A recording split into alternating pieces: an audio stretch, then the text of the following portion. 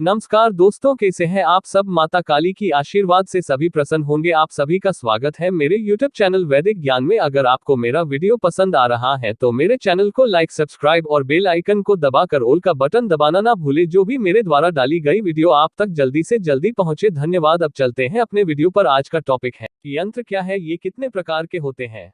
जब अध्यात्म की बात चलती है तब तंत्र का उल्लेख जरूर होता है। तंत्र एक ऐसा विषय रहा है समाज में जिसके प्रति लोगों में भ्रांतियां और नकारात्मक विचार व्याप्त है।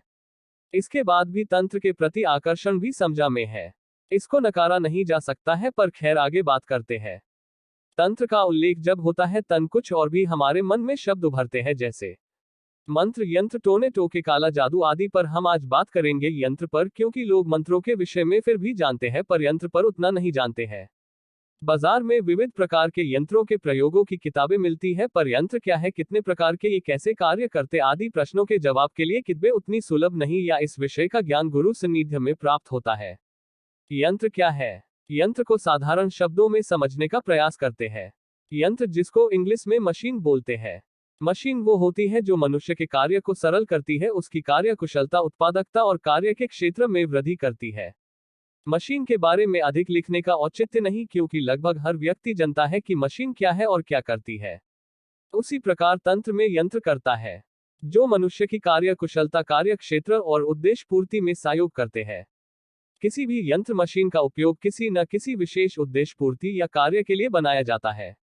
जिस प्रकार मशीनें अलग अलग ऊर्जा से चलती है, जैसे मैनुअल मनुष्य की ऊर्जा से, स्वचालित ऑटोमेटिक विद्युत ऊर्जा फ्यूल से, पेट्रोल डीजल आदि, उसी प्रकार तंत्र में यंत्रों का निर्माण विशेष उद्देश्य पूर्ति के लिए किया जाता है, और ये यंत्र भी विभिन्न प्रकार के होते और विभिन्न तरीकों से कार्य करते हैं।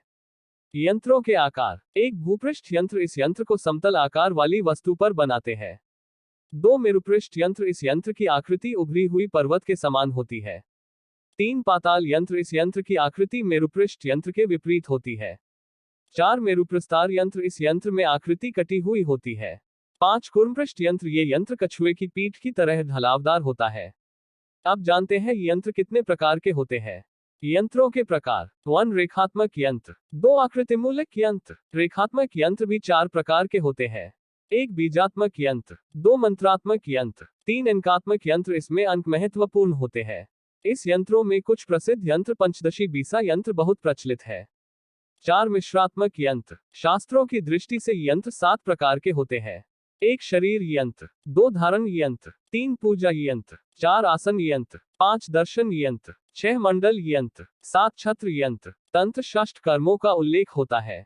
यंत्रों का प्रयोग इन कर्मों के लिए लोग अधिक उपयोग या प्रयोग करते या करवाते हैं।